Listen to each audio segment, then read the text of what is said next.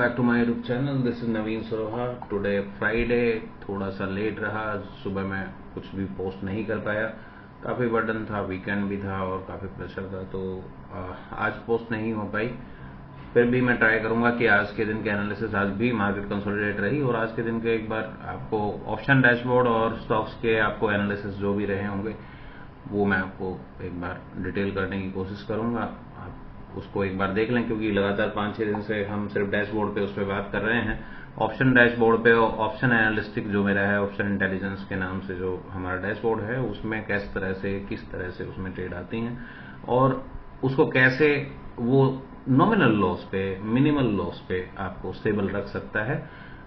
तो चलिए, पहले डिस्क्लेमर, मेरी कोई भी स्ट्रेटेजी या किसी भी तरह का कोई भी फंड इन्वेस्टमेंट एडवाइजिंग नहीं है। जितने भी आपके डिसीजन हैं, आपकी कैपिटल, उसके ऊपर आपकी खुद के डिसीजन है। आप कहाँ पे डिप्लॉय करते हो, कैसे डिप्लॉय करते हो, आप खुद की किसी लीगल एडवाइजर से आप सलाह लें। और मेरी कोई भी स्ट्रेटेजी आपको इन्वेस्टमेंट करने की या बहुत बड़ा प्रॉफिट बनाने की या प्रॉफिट बनाने की इवन गारंटी नहीं देती। तो बाकी आप समझदार हैं, खुद पढ़ के अपना कीजिए। तो चलिए चलते हैं। पहले हमारा डैशबोर्ड आज सुबह करीब टाइम था 12:30 का। मैंने इसका पोस्ट भी किया था 12:30 को। सुबह नहीं कर पाया था, इसलिए फिर बाद में उसको पीछे से मैं आपको बताऊं कि ये स्ट्रेटेजी अच्छी चल गई, ये अच्छा चल गया, तो वो थोड़ा राइट नहीं है, मेरे असूलों के खिलाफ है। तो 12:30 बजे मैंने इसको एनालाइज किया था और एनालाइज करके मुझे मार्केट उस टाइम तक हेयर एंड देयर कंसोलिडेट कर रही थी। तो पहली चीज मेरे पास सामने आई, ऊपर मैंने कुछ चीजें लिखी हुई हैं यहाँ पे, अगर आप देखेंगे तो ट्रेंड जो था वो न्यूट्रल था 12:30 बजे भी। तो न्यूट्रल की सिचुएशन, इधर रेंज, इधर डीटी, डे टू एक्सपायरी, और उसके अकॉर्डिंग जो अभी करंट का जो सिनेरियो था, ओआई स्ट्राइकर आया। OI striker 55%। देखिए आज नॉमिनल इक्वेशन है, 55% की एक्यूरेसी है, 50% की एक्यूरेसी है, और ओवरऑल स्ट्रेटेजी के भी पे कि आपकी स्ट्रेटेजीज क्या हैं। तो आज स्प्रेड नहीं थी, आज हाइब्रिड था, जो सेंसेक्स और निफ्टी के अक्सर किया जाता है। रेंट कलेक्टर था, जो अगली एक्सपायरी और करंट एक्सपायरी में रेंट कलेक्ट करने के लिए किया जाता है। इसको कंटिन्यू हम अगर कल भी रेंट कलेक्टर आया था तो उसको कंटिन्यू होल्डिंग पे जा सकते हैं, क्योंकि उसमें टाइम बचा हुआ है। ओआई स्ट्राइकर सुबह मैंने जो टेलीग्राम पे पोस्ट किए थे उसको आप जाके देख लें, वही प्राइस यहाँ पे है ऑलरेडी। 150 का 138 पे ओआई स्ट्राइकर था, तो हमारे पास 138 का प्राइस था, सो पुट को बाय करना था। अब आज थोड़ा सा कंट्रोवर्सी इसमें दिखेगा आपको, और उसमें समझने की कोशिश करेंगे तो शायद समझ में आ जाएगा। मेरी स्ट्रेटेजी है, मेरे लिए इजी है, बट सबके लिए नहीं है। आज क्या था कि रेंट कलेक्टर, कॉल को बाय करना था, कॉल को ही सेल करना था, राइट।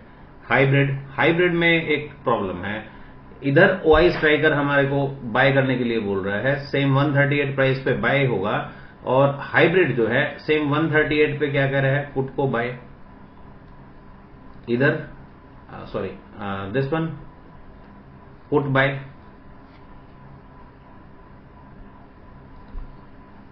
हाइब्रिड में 3 लोड कॉल बाय और सिमिलर द पुट बाय।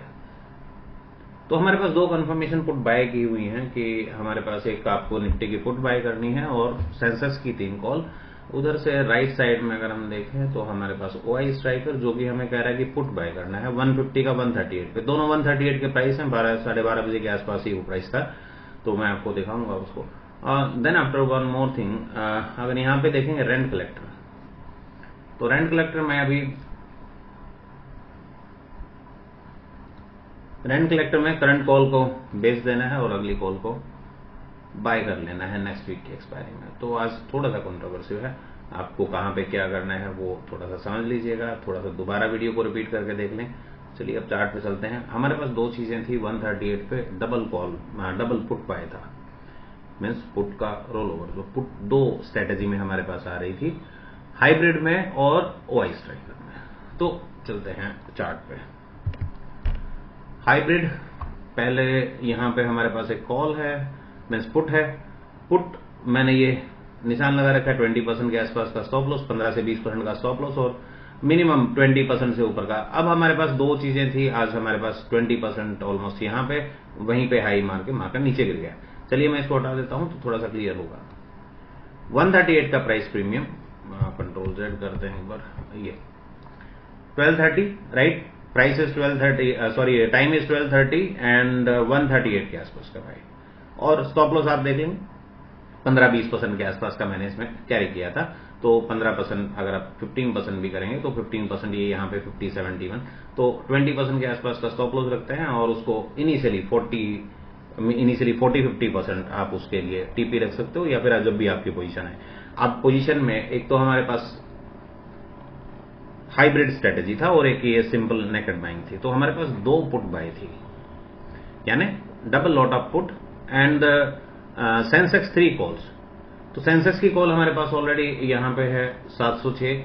तो सेंसेक्स की कॉल का जो प्रीमियम था वो जो इसमें दिख रहा है, नॉट हियर, यहां पे, तो सेंसेक्स की कॉल जो हमारे पास थी 736 का था और हमारे पास वाई स्ट्राइकर, उधर से वाई स्ट्राइकर भी था।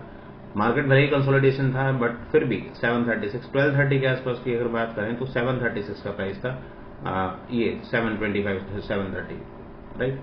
सो 736 का था, अभी क्लोज जो है 706। तो मोटा मोटा सा बात करें 736 माइनस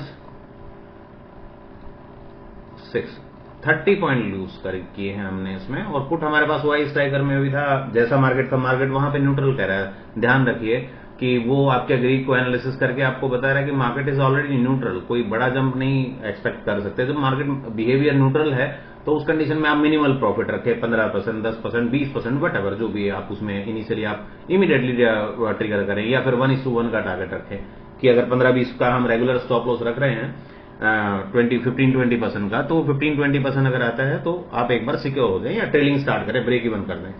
तो 30 पॉइंट का लॉस था कॉल में, इंटू 60,800, और हमारे पास पुट में 20% के आसपास का प्रॉफिट था। तो पुट हमारे पास थी 138 की,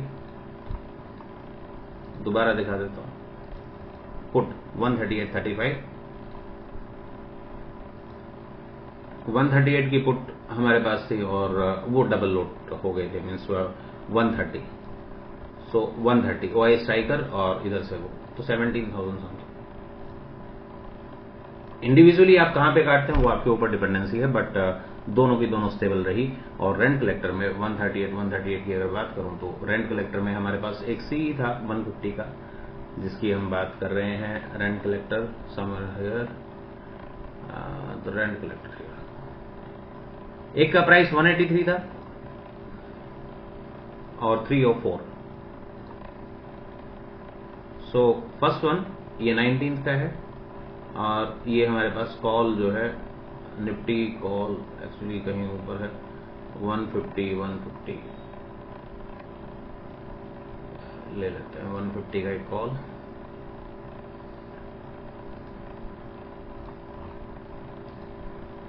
ये हमारे पास 150 का कॉल, वो में भी इस साइड हमारे पास लगा हुआ था 150 का कॉल, और ये भी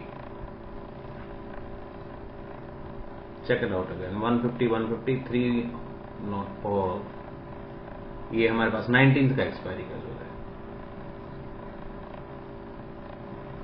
अब दोनों के प्राइस प्रीमियम देखिए, दोनों में हमने कुछ नहीं किया है। यहां पे सिर्फ 304 से 98 6-7 पॉइंट डाउन है। एक लोट की ही हम कैलकुलेशन कर रहे हैं, पहले दिन से, पहले स्टार्ट से इसको हटा देते हैं, देयर इज नो यूज। यहां पे आपका 186 था तो 10 पॉइंट इसमें गए होंगे, राइट, 183।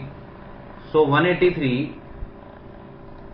ओवरऑल सिचुएशन में 183 माइनस 73, 10 पॉइंट इसमें है, और इसमें हमारे 6 पॉइंट, तो 16 पॉइंट है, दोनों तरफ गया है हमारे पास। तो दोनों तरफ का मतलब ये है कि 2 लोट में 16 पॉइंट गए,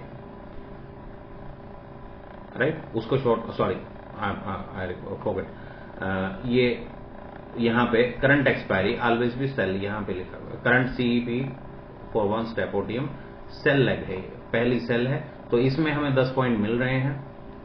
ये रेंट कलेक्टर है, इसमें हमारे पास 10 पॉइंट मिल रहे हैं, और जो नेक्स्ट एक्सपायरी है उसमें 6 पॉइंट जा रहे हैं, यानी नेट स्टिल हम 4 पॉइंट के प्रॉफिट में है। तो पॉइंट्स में कैलकुलेट करना इसलिए नहीं चाह रहा कि कोई बड़ा, आपको बड़ा कोई मेजर लॉस नहीं है, किसी भी एंगल से आपको बड़ा कोई लॉस नहीं है। और आपने तीनों स्ट्रेटेजी आ जाई, 3 स्ट्रेटेजी में अप्लाई किया, 3 स्ट्रेटेजी में आप कहीं ना कहीं जैसे एक लोट में जो लोग काम करते हैं, लेस कैपिटल में काम करते हैं, उनके लिए एक सेफ्टी पॉइंट। अगर आप कोई भी एक स्ट्रेटेजी करते, अगर आप सिंगल रेंट कलेक्टर ही करते तो ये तो होल्ड है, आप इसको मंडे ट्यूसडे तक होल्ड करेंगे, ट्यूसडे 1 o'clock तक।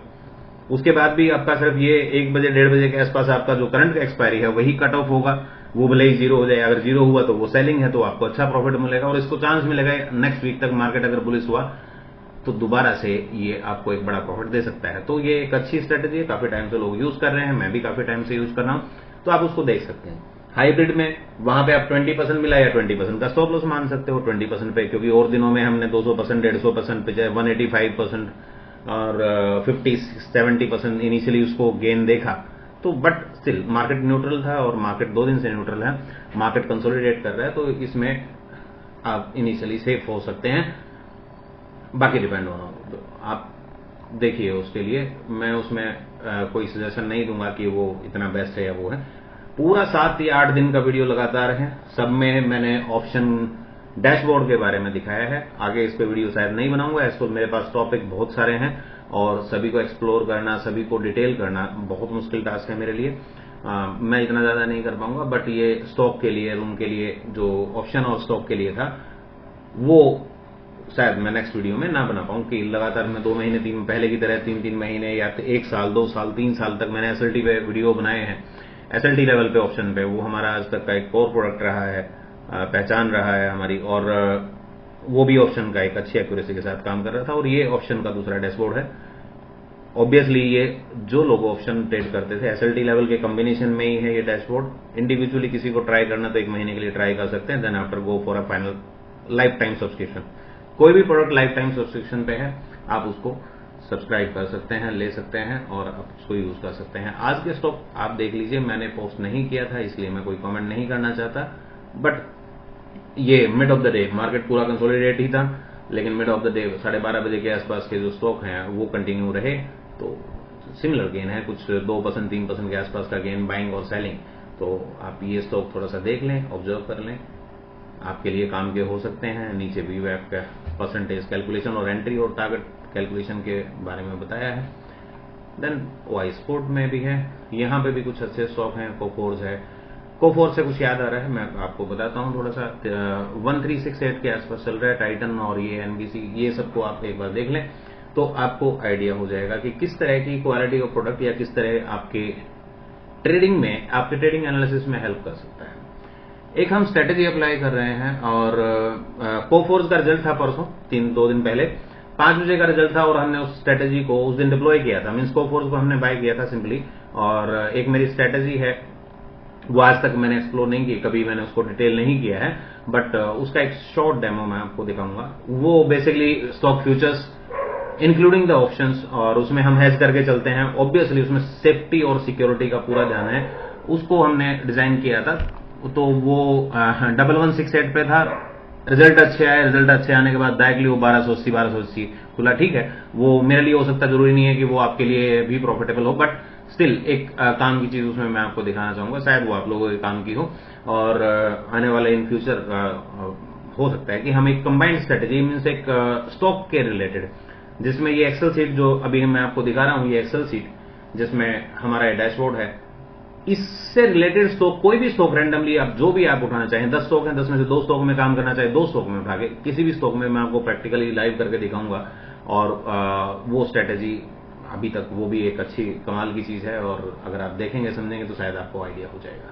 So let's see that. कोफोर्स के 2 दिन पहले रिजल्ट थे और दोनों दिन थोड़ा सा आइडिया था कि पॉसिबल है कि हमारे पास एक ब्रेकआउट भी वैल्यू थी, और पॉसिबल था कि रिजल्ट के बाद मार्केट पॉजिटिव हो सकती है। तो कोफोर्स का 5 तारीख को एक रिजल्ट ओरिएंटेड वो था, और हमने क्लोजिंग के टाइम पे उसको 1168 पे उसको एक बार बाय किया था। एक बार जैसे ही गैप अप हुआ तो गैप अप सिचुएशन में पहले 5 मिनट में उसको स्क्वायर अप भी कर लिया, क्योंकि 1280 खुला था, 100 पॉइंट 150 पॉइंट का प्रॉफिट मिला था। बट बात वो नहीं है कि क्या प्रॉफिट मिला, क्या नहीं मिला और कैसे हुआ, बट ये स्ट्रेटेजी जो है ये कंप्लीटली हेज स्ट्रेटेजी है with option stocks and the particular few options.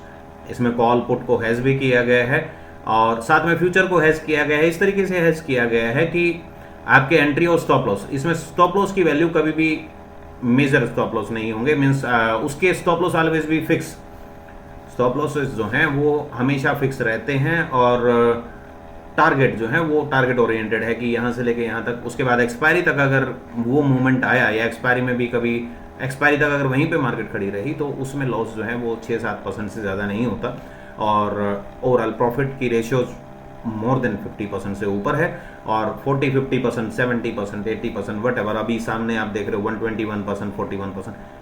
1295 पे कल की क्लोजिंग पे हमने बाय किया था इसको, और कल की क्लोजिंग पे बाय करने के बाद दोबारा से इसमें एंट्री करी जब मार्केट ने स्टेबिलिटी बनाई, और मार्केट स्टेबल हो गई कि परसों के रिजल्ट जो हैं वो रियल रिजल्ट्स हैं, उसमें कोई गड़बड़ नहीं हुई है, और मार्केट एकदम गैप अप ओपन हो, जैसे अक्सर होता है कि रिजल्ट के बाद एकदम ओपन गैप अप या गैप डाउन ओपन होती है मार्केट, फिर डायरेक्शन बदल लेता है, तो उस तरह की सिचुएशन नहीं आई। उस सिचुएशन को कवर भी किया जा सकता था, अगर अपोजिट भी होती तो भी मुझे लॉस जो है वो लिमिटेड लॉस होता है। तो लॉस के parameter as the bigger players are set कि लॉस आपके जो हैं वो फिक्स होने चाहिए, उसकी कोई क्राइटेरिया होना चाहिए। ऐसा नहीं कि अनलिमिटेड लॉस के लिए बैठे रहे और उसमें करते रहे, तो लॉस जो है वो लिमिटेड हैं, वो 5%, 6%, 8%, what ever the criteria you have, उसको फिक्स किया गया। और उसको फिक्स करने के बाद प्रोबेबिलिटी कितनी मैक्सिमम आ सकती है, अभी ये 100% प्रोबेबिलिटी दिखा रहा है। रीजन बीइंग कल 1295 पे बाय था, और आज